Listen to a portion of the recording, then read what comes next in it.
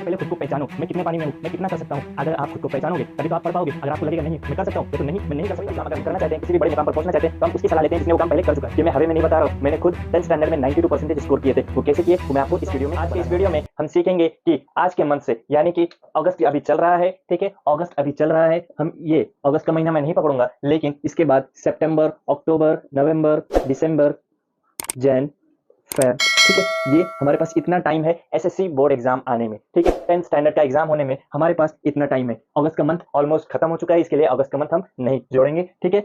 अगर इन 6 महीनों में हम स्कोर करना चाहें 95%, ठीक है, बहुत से बच्चों का ये सवाल है कि अगर हम 95% स्कोर करना चाहें तो क्या 6 महीने में हम कर सकते हैं? तो मेरा जवाब है बिल्कुल यस, हाँ कर सकते हो। कैसे करोगे? यानी 10th स्टैंडर्ड का एग्जाम मोस्टली मार्च या अप्रैल के महीने में होता है, मार्च या अप्रैल के महीने में होता है, ठीक है। तो मार्च या अप्रैल महीना आने में हमारे पास 6 महीने का टाइम है। तो अगर मैं बोलूं कि आप 4 महीने के अंदर क्या करो, पूरा सिलेबस कंप्लीट कर लो, तो आपको तो बहुत बड़ा बर्डन आ जाएगा, लेकिन फिक्र करने की जरूरत नहीं है। सारे वीडियोस अवेलेबल हैं हमारे चैनल पर, आप चाहें तो पूरा मैथ्स अच्छे से सीख सकते हैं, ओके। और ये 2 महीना मैं बोलूंगा, आप सिर्फ क्या करो, आप ये 2 महीना रिवाइज करने को टाइम दो, ठीक है। किसके लिए? रिवीजन के लिए, ओके। अगर आप 4 महीने में सिलेबस कंप्लीट करते हैं, ठीक है, देखो ये ज्यादा मुश्किल काम नहीं है। आप तो अभी तक कुछ ना कुछ तो पढ़ाई किए होगे, अगर आप स्कूल जाते हो डेली, ठीक है, तो कुछ ना कुछ तो आपने पढ़ाई की होगी। अगर नहीं भी हुई है तो भी फिक्र करने की जरूरत नहीं है, ठीक है। अगर आप डेली डेली आप मुझे 2 से 3 घंटा या फिर 3 से 4 घंटे में कहूंगा, क्योंकि परसेंटेज क्या है, परसेंटेज है 95, तो 95 करने के लिए आपको कुछ ना कुछ तो मेहनत करनी पड़ेगी ना। तो डेली आप मुझे 3 से 4 घंटा सिर्फ पढ़ो,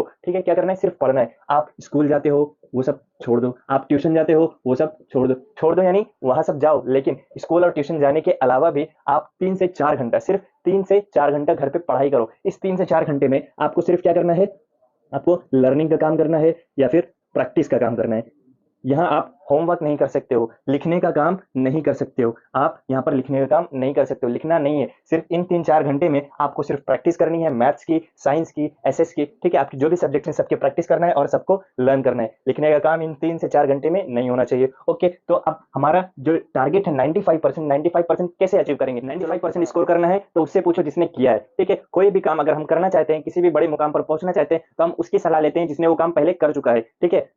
तो मेरा कहना यह है कि पूछो उससे जिसने किया है, तो ठीक है, मैंने किया है, मुझसे पूछो, ठीक है। ये मैं हवे में नहीं बता रहा हूँ, मैंने खुद 10th स्टैंडर्ड में 92% स्कोर किए थे। वो कैसे किए वो मैं आपको इस वीडियो में बताने वाला हूँ, ओके। उसके पीछे का सीक्रेट क्या था, मेरी मेहनत क्या थी, मैंने कितना पढ़ाई किया, दिन में कितने घंटे पढ़ा, मैं सब आपको बताऊंगा। और मेरे हर सब्जेक्ट के मार्क्स वाइज कितने मेरे परसेंटेज आए, टोटल परसेंटेज कितना हुआ, कितने मार्क्स आए, वो सब भी बताऊंगा। चाहिए तो आपको मार्कशीट दिखा देता हूँ, ओके, कोई दिक्कत नहीं। चलो अब शुरू करते हैं। देखो हमारे सब्जेक्ट होते हैं 6, इंग्लिश, हिंदी, हिंदी के अलावा उर्दू हो सकता है आपका, या कोई और अदर लैंग्वेज हो सकता है, कोई दिक्कत नहीं। एक होता है मराठी, मैथ्स, एसएस और साइंस, ठीक है। तो इन सारे सब्जेक्ट में से हमारा जो परसेंटेज एसएससी का काउंट होता है वो बेस्ट ऑफ 5 से काउंट होता है। क्या होता है? बेस्ट ऑफ 5 से, यानी कि 6 सब्जेक्ट है हमारे पास, 1 2 3 4 5 और 6, ठीक है। इन 6 सब्जेक्ट में से जिस सब्जेक्ट में हमारा मार्क्स सबसे कम होता है वो सब्जेक्ट को कर दिया जाता है एलिमिनेट। मान लीजिए कि हमारा सबसे कम मार्क्स आया है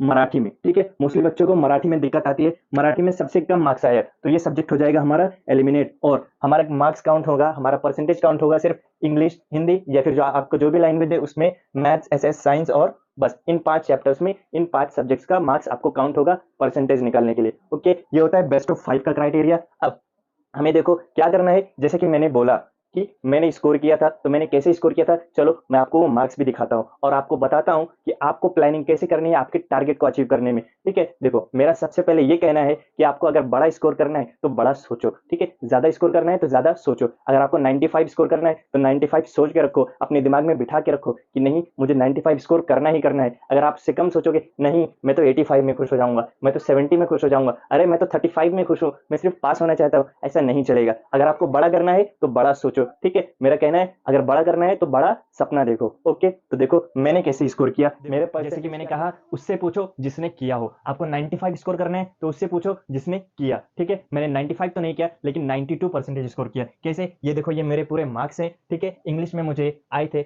100 आउट ऑफ 80 मार्क्स, हिंदी में 100 आउट ऑफ 93 मार्क्स, मराठी में 100 आउट ऑफ 84 मार्क्स, मैथ्स में 100 आउट ऑफ 91 मार्क्स, साइंस में 100 आउट ऑफ 96 मार्क्स और सोशल साइंस में 100 आउट ऑफ 99 मार्क्स। यानी कि हमारा पूरा 600 का एग्जाम होता है। एसएससी में 600 मार्क्स का एग्जाम होता है। इस 600 मार्क्स में से मैंने कितना स्कोर किया? 463। ठीक है, सॉरी 463 नहीं, मैंने स्कोर किया 563। समझ में आ रहा है? 563 स्कोर किया। लेकिन जैसे कि मैंने बताया, मार्क्स परसेंटेज काउंट होते हैं बेस्ट ऑफ 5 से। ठीक है, कैसे? बेस्ट ऑफ 5 से। तो हमारा इसमें देखो, मेरा सबसे कम मार्क्स आया इंग्लिश में, तो ये सब्जेक्ट मेरा हो गया एलिमिनेट। क्या हो गया? एलिमिनेटेड। ये सब्जेक्ट मेरा एलिमिनेट हो गया। अब मेरे मार्क्स काउंट किसे होंगे? हिंदी, मराठी, मैथ, साइंस और सोशल साइंस से। तो इन सबको मिला के मेरे परसेंटेज, मेरा टोटल मार्क्स होता है 463। समझ में आ रहा है? 463। तो 463 आउट ऑफ 500 अगर परसेंटेज निकालने जाएं तो कितना आएगा? 0 0 कैंसिल, 5 1 5, 5 9 45, एक बचा है, 5 2 10, 3 बचा है, 0.0 आएगा 6। ठीक है, कितने परसेंटेज स्कोर किया मैंने? 92.6 परसेंटाइल। किस में? एसएससी एग्जाम में। ठीक है, 10th स्टैंडर्ड में। तो अब मैं आपको बताऊंगा कि आपको 95 कैसे स्कोर करना है। ठीक है, देखो इसमें मैथ्स में मेरे कम मार्क्स आ गए थे और साइंस में 1-2 मार्क्स कम हो गए। ठीक है, लेकिन साइंस में एक बार मैं बोलूंगा रीजनेबल है, मार्क्स मेरे कम हुए। मैथ्स में मैं पहले बहुत वीक था, लेकिन मैंने मेहनत की और आज मैं मैथ्स आपको पढ़ा सकता हूँ। ठीक है, समझ में आ रहा है? पहले मेरा मैथ्स वीक था, मैथ्स में मेरे मार्क्स कम आए, इसलिए 95 की जगह 92 स्कोर हुआ।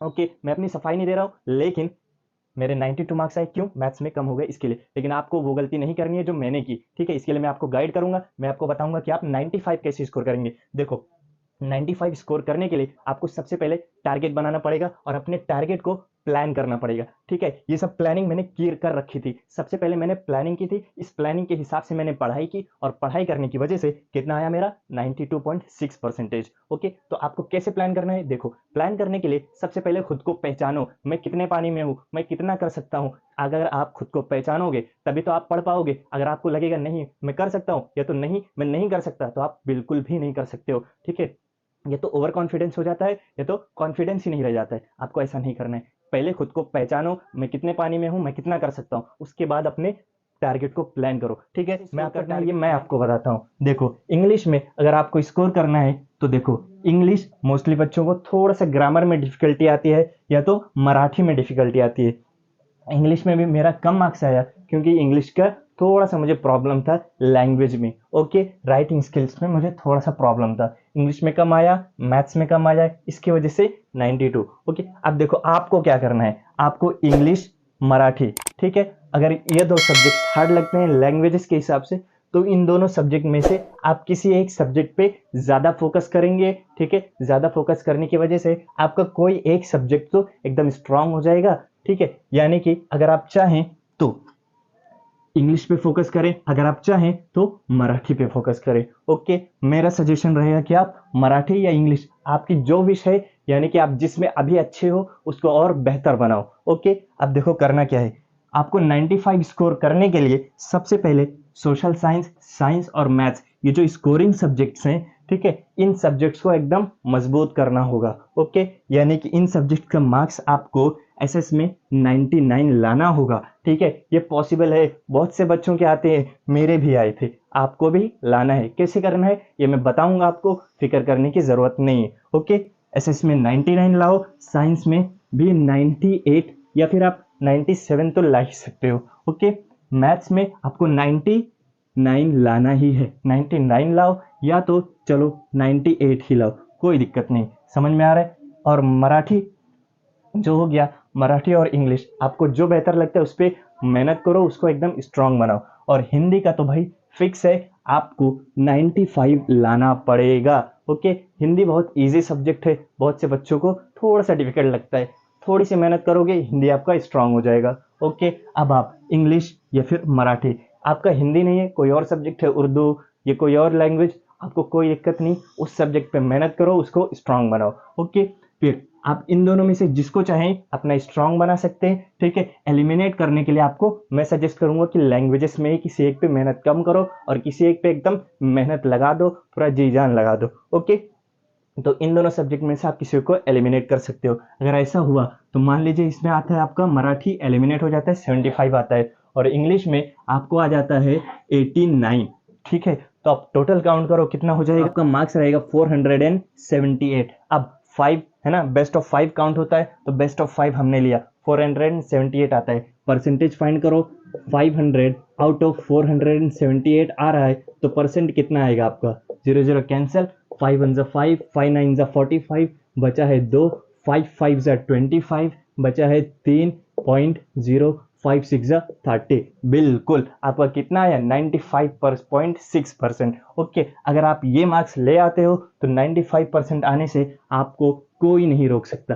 ठीक है, 95% लाने से आपको कोई भी नहीं रोक सकता। ओके, अब आती है बात पढ़ाई कैसे करनी है भाई। ठीक है, प्लान तो हमने बना लिया, टारगेट तो हमने सेट कर लिया, हमारा मेन फोकस 95 स्कोर करने पे है, लेकिन हम पढ़ाई कैसे करेंगे उसकी टेंशन लेने की जरूरत। स्टडी पे कैसे पढ़ाई करनी है वो भी बताता हूँ। देखो, आपको कितने सब्जेक्ट्स हैं, 6। पहला है 3 तो लैंग्वेज रहेंगे, इंग्लिश और मराठी कंपलसरी, हिंदी उर्दू आपका जो सब्जेक्ट है वो। ठीक है, तो सब में सारी लैंग्वेजेस में या तो वो हिंदी रहने दो, उर्दू रहने दो, आपको जो भी लैंग्वेज है। ओके, फिर इंग्लिश, मराठी, इन तीनों लैंग्वेज का स्टडी पैटर्न और पेपर पैटर्न भी एक जैसा ही है। जिस तरीके से पेपर पैटर्न, उसी तरीके से आपका स्टडी पैटर्न, स्टडी करने का तरीका क्या रहेगा। देखो, पेपर पैटर्न इसमें आता है, सबसे पहले ग्रामर रहता है।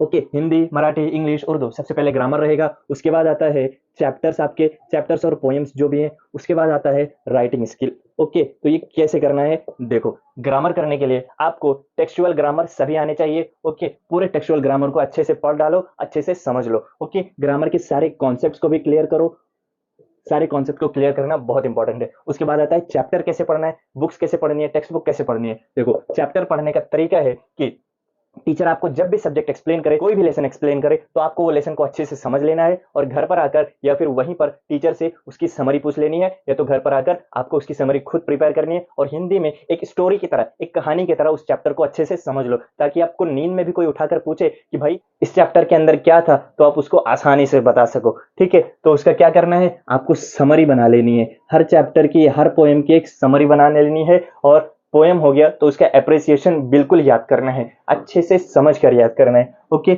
अब आते हैं राइटिंग स्किल पे। राइटिंग स्किल कैसे करनी है, तो राइटिंग स्किल करने के लिए एक ही तरीका है जो मैंने भी फॉलो किया। क्या है वो, सिर्फ रीड करते जाओ।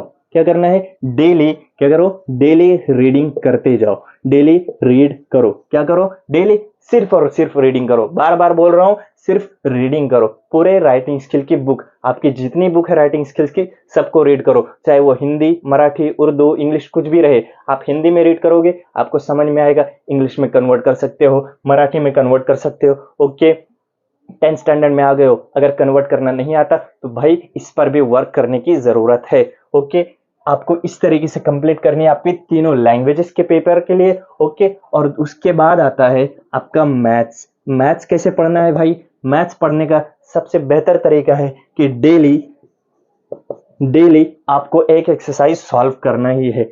वन एक्सरसाइज या फिर वन प्रैक्टिस सेट, एक प्रैक्टिस सेट आपको डेली सॉल्व करना ही है। देखो, लैंग्वेजेस हो गया और मैथ्स हो गया, ये सारी पढ़ाई आपको डेली करनी है।